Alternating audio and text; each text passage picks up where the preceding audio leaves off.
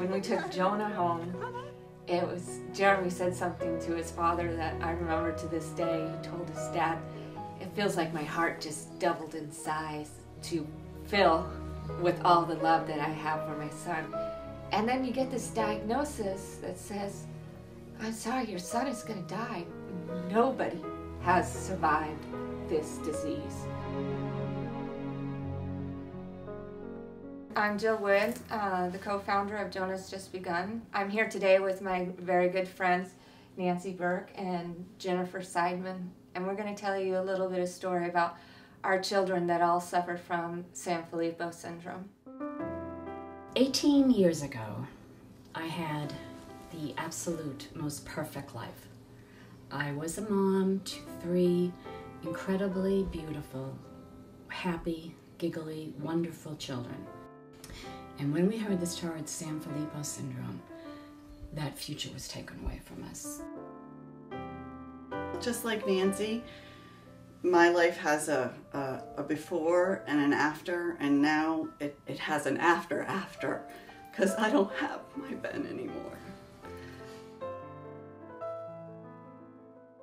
Normally the child is born completely normal and they develop totally normally initially, and parents generally only start to see problems with their children in the first few years of life, where they start having behavioral problems and start losing developmental milestones. As the disease progresses, they really start to go developmentally downhill quite rapidly.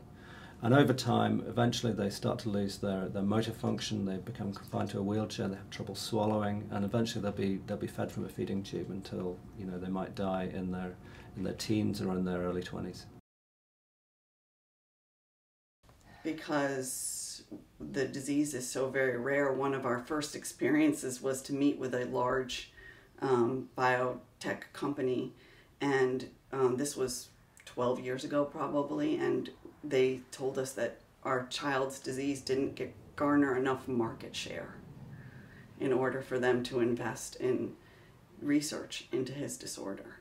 We've been pretty much entirely funded by patient organisation groups. The pharmaceutical companies are not really prepared to invest at the proof of principle stage in rare diseases. They much prefer to sit on the sidelines and wait to see that you can actually get efficacy in patients. So they really want to see the outcome of a phase 1-2 clinical trial. We found the gene. We found the causative gene for MPS IIIC. My funding from the government for this will just end next year, and all the translational research that we started, it will have to stop just because of lack of funding. The barrier is money, it's not the science. When Ben was diagnosed, the barrier was the science. The science is here. There's hope. They're going to make it. They're not going to be like my Ben. They're going to make it. So at the end of the day, when we have a treatment that's ready to go to trial, which we will, I feel very confident that we will have at least one of these treatments at the brink of clinical trial within 3 years.